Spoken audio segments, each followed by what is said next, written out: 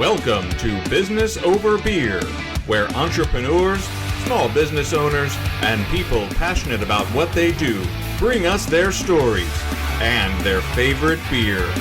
Hosted by Ben Surratt, Jonathan Kaler, and Jason Knope, it's time to get down to business and drink some beer.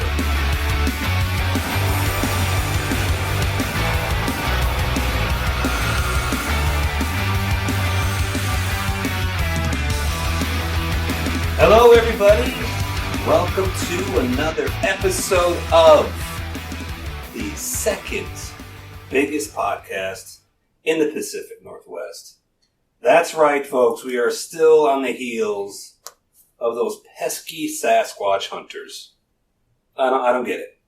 But one thing I do get is that this episode will bring us to the apex for sure. And we will reign supreme in the Pacific Northwest. That's right, folks. You're listening to Business Over Beer. I am your co-host, Ben Surratt. Alongside me in person in the studio where it all happened is the man of the hour. The terror of power. Some people call him the Space Cowboy. Some people call him Touchdown Jesus. Some people call him the Loveland Frog Monster. But we, of course, call him Spartacus, Mr. Jonathan Kaler. Happy Friday in person. Happy Friday, my man. A ribbit to you. Kermit in the house. I am Spartacus, and I have led you back to our home base. Oh, it feels so good. Back to the Business Over Beer studios. I can't be happier. It feels so good. It's been a long time. It's been almost a whole year since we recorded an episode here. Man. Like 40 episodes plus our happy hours. I think we've done more not here. For sure, we've done more not here than we did a whole year. It's incredible. And speaking of incredible things, with us, as always, back in position to my right, he is the gangsta of Hazeldale. He is the gift that keeps on giving. Are you guys down with the K-N-O-P-P? Yeah, you know me. Jason Knope, welcome to Business Over Beer, my friend. How you feeling tonight?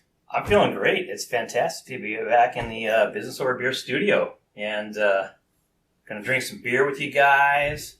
Enjoy the evening, and it just feels like it's been forever since we've been in here. So what better than to have a fantastic guest? We have Cathy Baillargeon of Virtual Cathy with us tonight. Cathy, how are you? Fabulous. Virtual Cathy in person. That's right. Now, How much better could that be? I feel like That's it's right. an oxymoron or something like that. Yeah, it's almost a little strange to have Virtual Cathy in real life, but we are happy to have you. Thank you for joining us. We always like to start with your business. So if you could just give us sort of the 50,000 foot view of Virtual Cathy and kind of what you're into. Kind of what I'm into. Okay. Well, Virtual Cathy is seeing its third year this year. And we provide remote administrative support to business owners and nonprofits across the country. So I have a team, kind of like an army of VAs, that just provide the most amazing supports to our clients. And I think as of today, we hit 27 states that we're providing support in. Wow. That is incredible. Yeah. Congratulations. Thank That's awesome. you. Yeah. How many people think that you work for the Veterans Affairs? There's a little bit of confusion there. Yes, for sure. So VAs, of course, stand for Virtual Assistants, which is at the core of your business, which I cannot wait to get into. You're a small business helping small businesses. Of course, that's what we're all about here too. So, just so happy to have you, and can't wait to get into your business. But this is the Business Over Beer podcast. This is the beer portion of the program. We ask all of our guests to bring a beer. We didn't have to do a beer swap. We didn't have to act like our guest brought it, and then she actually was asked to bring a beer to share, have you come through for us, Cathy? Have you brought a beer to share? Of course I did. Yes. Come on now. Yes. Yes. Tell us about your beer. What have you brought and why? Well, I don't know if you've had this before, but I stopped by Taps Ooh. and got this delightful matchless Whippet Vanilla Hazy IPA. Ooh. And one of the reasons why I chose this beer for our enjoyment this eve is because of the background as to why they named it Whippet. So the person who created this, they had a little sister who was really trying to find herself, and she found it through roller derby. And because of that, her roller derby name was like Candy Crush. And she found not only herself, but sisterhood as well. And that is why they named it Whippet. Nice. That is totally That is an awesome story. And it's absolutely not true. I was just making it interesting. Holy. For the first time in 75 episodes, we may be speechless. Wow. That was on point. Yeah. There's actually a movie, a roller derby movie called Whippet. And so, That was the inspiration Yes. for your fake story? Yes, that's exactly right. So in reality, it was just like right there in the cooler, and you're like, I'll take that one. That looks good. That's exactly right. It's pretty. It's a pretty can. It's nice colors. Looks tasty. I can't help but think of Devo. Yeah. Well, let's pass her around. Let's get into it. Yeah. Thanks for believing in every word I say. We were hanging on every word. All right. So let's open the beers and drink. Vanilla Hazy. I don't know that I've ever had a vanilla hazy. That I've seems never- new. Yeah. Smells good. Tasty. Don't drink without prosting, though, Cathy. And hope will.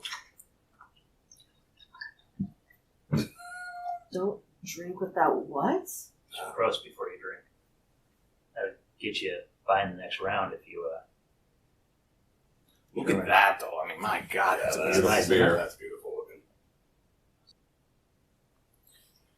looking. All right. Ben, you look thirsty. I'm very thirsty. As am I. Roast. Prost. Thank you, Cathy. Thank you.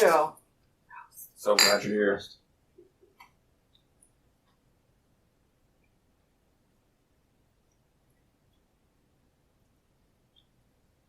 Pineapple.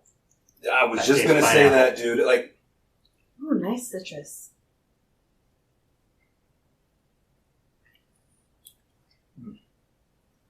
I'm not. There it is. There's the vanilla. Oops.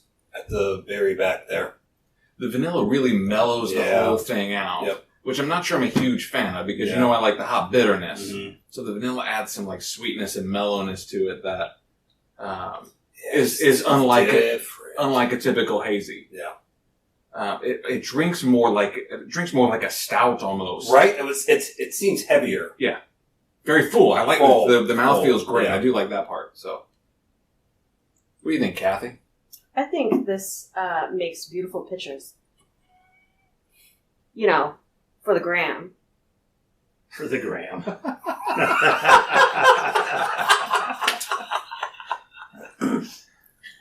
That's what it's called.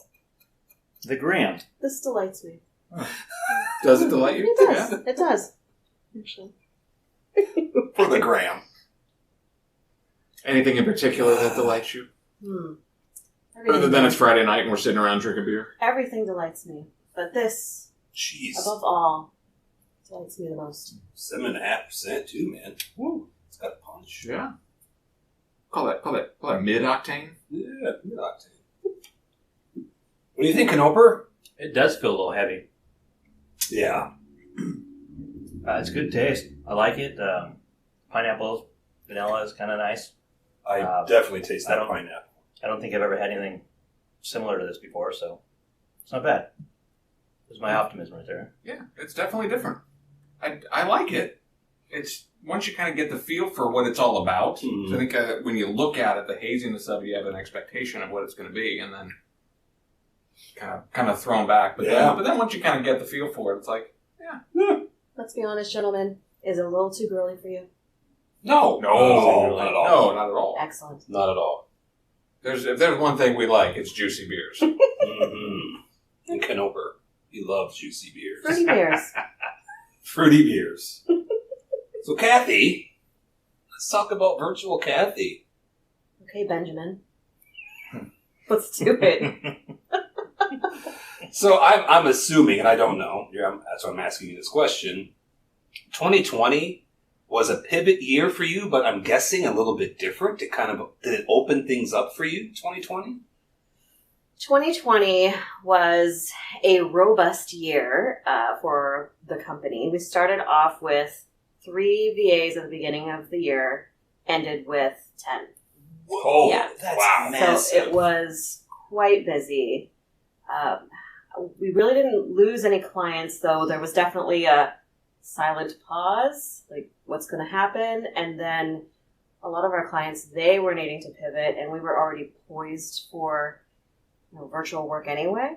Mhm. And so it was just scaled very quickly.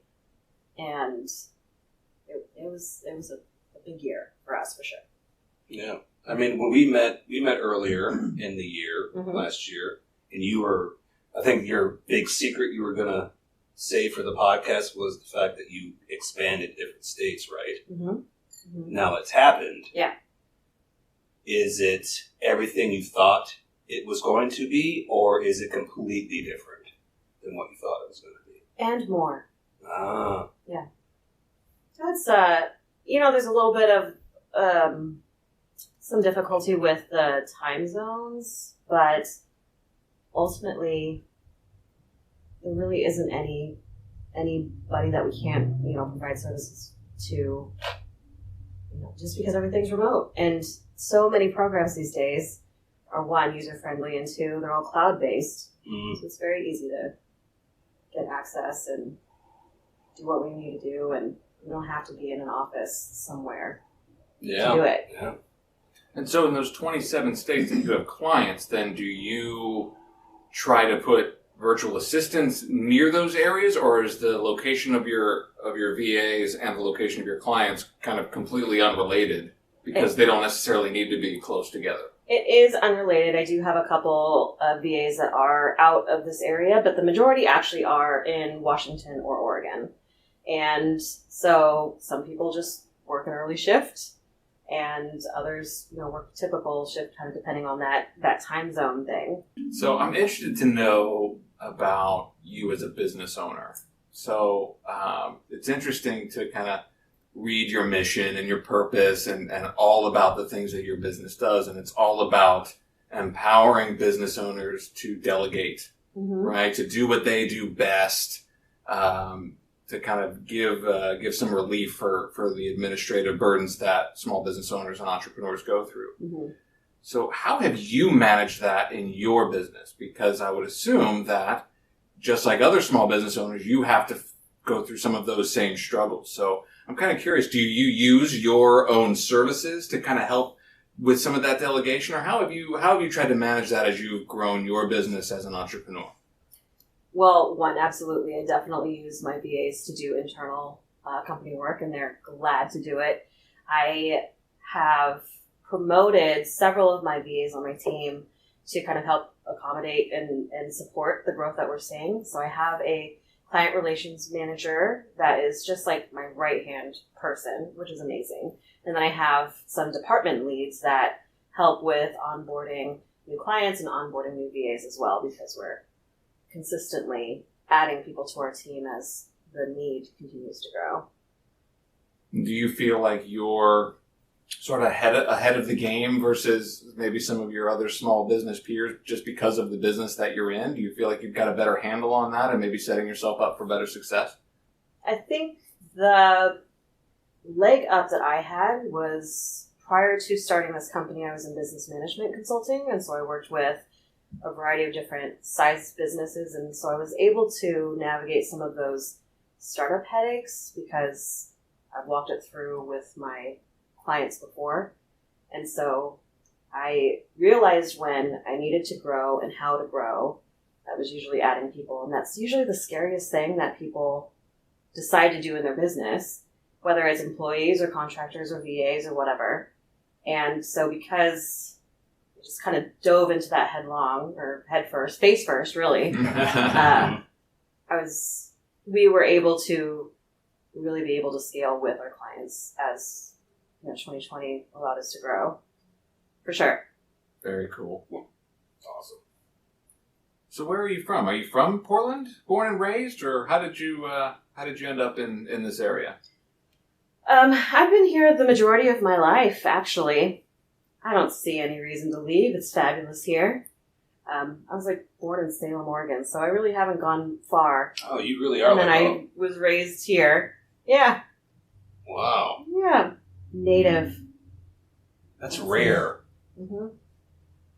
We're all except That's rare. That's rare. Well, that's We're rare. all from no. I'm just saying. What are the common things that your businesses that you help virtually? What's the most common thing you help them with? Scheduling? Like what? It would either have to be email management or appointment setting, scheduling, calling people back, whether that's customers, clients, patients, kind of runs the gamut. And we have our services really open-ended. So when people purchase a package, they can use it for really any kind of admin work they have, so they're not stuck in a box of just a couple services, which makes it very interesting on our side. It keeps it interesting for the virtual assistant who's taking it on because they're constantly learning. And that's one of the, virtues of working for us. They just never get bored. There's something to do. Yeah. And then our client has the freedom to continue delegating as things come up, and they're starting to really, because delegation is such a skill set, and people just think, oh, you can just delegate it.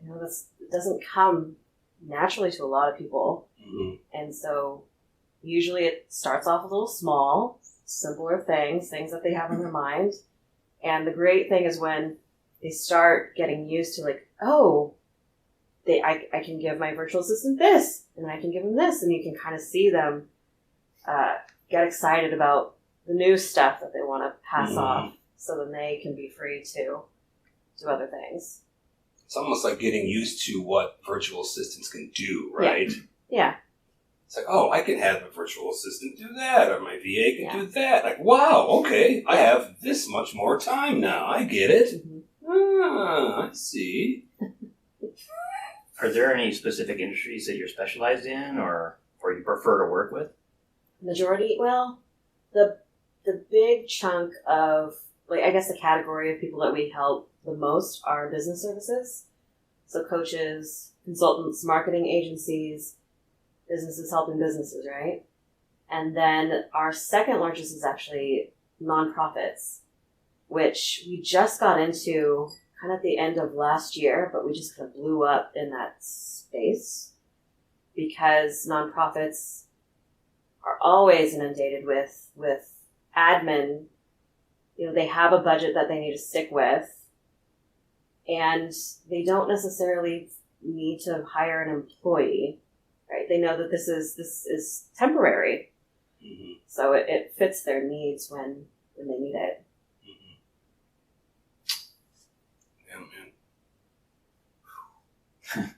You all right over there? It is a Man. yeah. Anyways. I'm curious. What is all the heavy breathing about? Well, it's this beer is so different. It's not what it's heavy. This is a heavier beer, man. And not what I'm used to with the hazy. I see. It's catching me off guard. It caught my palate off guard. It's very viscous. The sweetness is just I'm telling kind you. of sitting on my tongue. Mm-hmm. I once had a Blue Moon, and they put a scoop of orange sherbet in it at this event I was at. Oh. It was, this is almost, it's not as, that was bad, yeah. However, this kind of reminds me of that bit just because of the fruity and the vanilla flavor of it. It just kind of keep having flashbacks of that. Ooh. But it's pretty heavy. Yeah, it's heavy. Whoa, that's heavy, Doc. Weight has nothing to do with it. Do you have to have any certifications or anything? Do you work with people that have like HIPAA compliancy regulations they have to comply to or anything like that? We have internal HIPAA compliance training because we do work with a lot of health practitioners, usually like solo practitioners, acupuncturists, naturopaths, a lot of mental health counselors. And so we always want to make sure that everybody is on the same page in that because it's so important, radically important. So we do a lot of testing and education on that. Otherwise, there really isn't a certification for that. And that's okay with me. Mm-hmm. Yeah. Do you like your VAs to have training or be novices or have experience or to be novices? You generally need to have some kind of admin experience, and they have to be able to navigate around a computer. Otherwise, I can't imagine. You have to just be comfortable. Well, I'm out. Clearly, I'm out.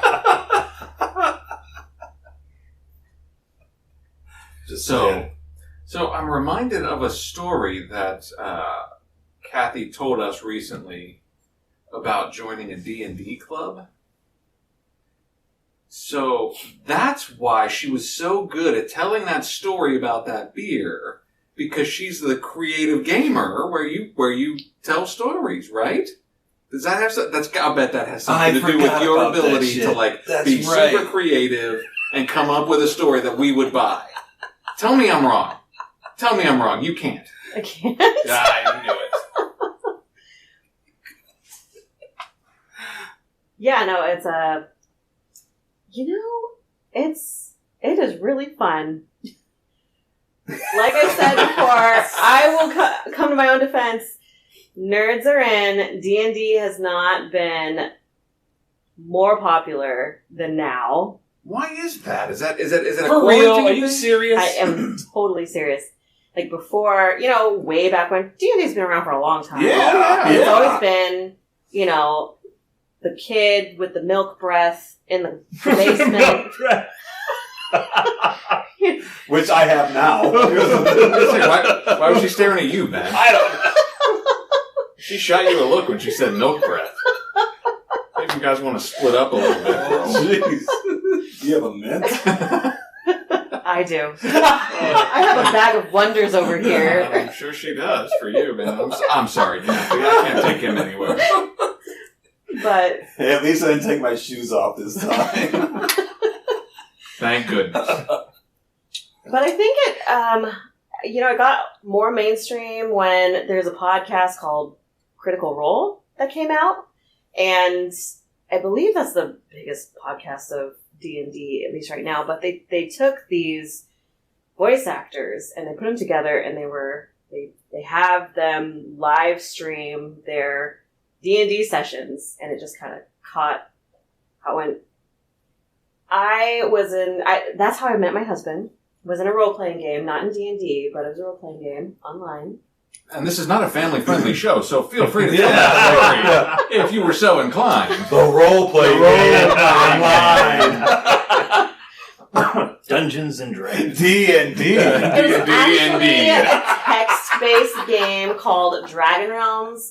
I was a halfling trader, and he was a rogue, and he stole my gold on the ferry, and then invited me to hunt wood trolls with him. Of course he did. Of course he did. Then he stole her gold and then Their stole her heart. heart. That's exactly right. That was when I was like 15. He was 16. What? Yeah, and then Wow. yesterday we celebrated 17 years of marriage. Oh, congratulations. Congratulations. Yeah, the people who play together stay together. What state has the most VAs? Has the most need for VAs? Does it matter? Well, I don't know if it's like need-based, but the most, let's see here, the clients that, like the state that has the most clients currently is probably Oregon. Just because it's a local thing, right? Yeah. Like, my name's gotten around locally, and then it just spreads through Facebook groups that I'm not a part of, and our clients are nice. Our clients are very nice to us. To promote us. She's got to be the most laid back, like, she's like, yeah, this entrepreneur thing, I got to figure it out. It's easy. Not really, but it's going well. Go with the flow, right? She's like, It's going well. It's going well. Well, in all honesty, though, I mean, I created my business because of the need that I saw in our own local community. Because in all of my networking years, I had never once met a virtual assistant, and I worked with all of these business owners that couldn't get their head out of their admin ass, right? Mm-hmm. And so I was sitting at a power team meeting one time, and two of my power team member people, and this again was when I was still consulting, they were whining about their admin, and it just like flew out of my mouth. I'm like, oh, well, I'm going to start a virtual assistant company because I had been thinking about it for like a year. And then they just look at me and they're like, well, that's great. And then I'm like, oh crap, I got to do it now. And so I have to go and open my big mouth for. I know. So like a month after that, I started my company up. So what was that thing then? So, you've been thinking about it. Obviously, you were in consulting, so that was, I'm sure, a big part of seeing that need and working with your clients, as you had mentioned earlier. But so what was that thing? I mean, it wasn't just sitting there in a networking meeting. What was that thing that finally said, I'm going to do it? Or was it that simple? Like, you know what? Once I verbalized it, it became real. So kind of what was the thing that finally pushed you over the edge and made you want to really make this a reality? That was the moment when I opened up my big mouth and said this, and I was like, well, I guess I'm going to have to follow through, just because that would be weird if I had just said this and it never happened. And then it just grew organically the first 9 months until I, decided to focus on it full time, and that's really kind of when it took off. That was one of the hardest decisions I made, though, because I really liked consulting and I loved the firm I worked for. But I had big dreams, and I like making my dreams a reality.